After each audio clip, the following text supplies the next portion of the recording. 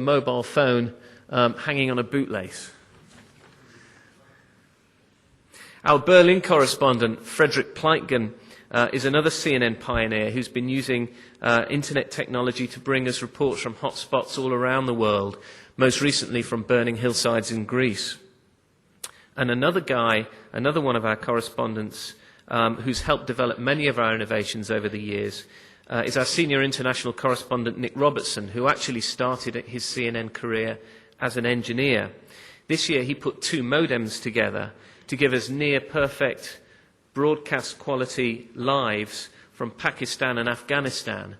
It's about the most rugged and difficult test that we could have given our kit. Some staff back at base now found it hard to tell the difference between a report filed over the internet and a report filed over the traditional way, over a satellite.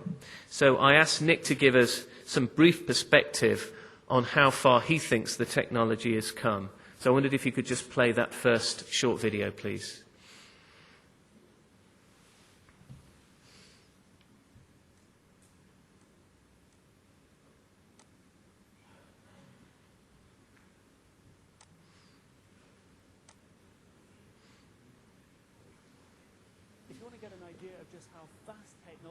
Changing this news gathering industry. Consider this. 17 years ago when I joined CNN, if we wanted to do a live broadcast, it meant hauling a portable satellite dish, 400 kilograms of equipment around the world, plugging in a camera. Now, if I want to go live from anywhere, I can use this tiny little cell phone.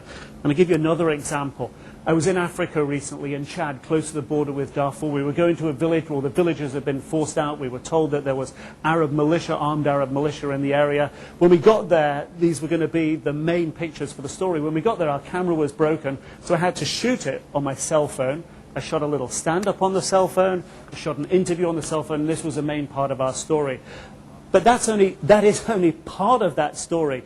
30 miles away, just inside Chad, which is one of the poorest countries in the world, life expectancy there is barely 40 years, they were installing in a village of about 5,000 people a new cell phone tower.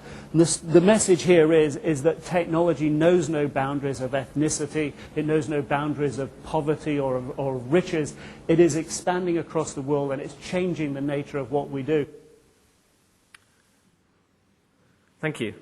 So we have the good ideas, and we think we have the brightest ideas, but we certainly don't have a monopoly on technology.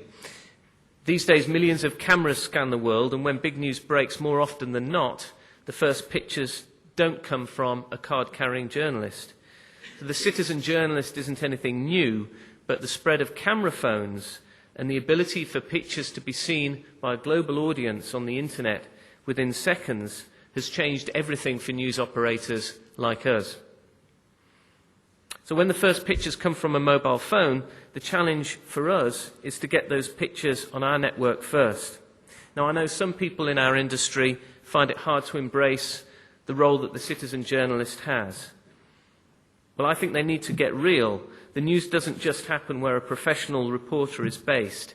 Instead, I think there are fantastic opportunities to connect with our viewers and to bring more of the world to our audience. And in this way, we can better understand the world.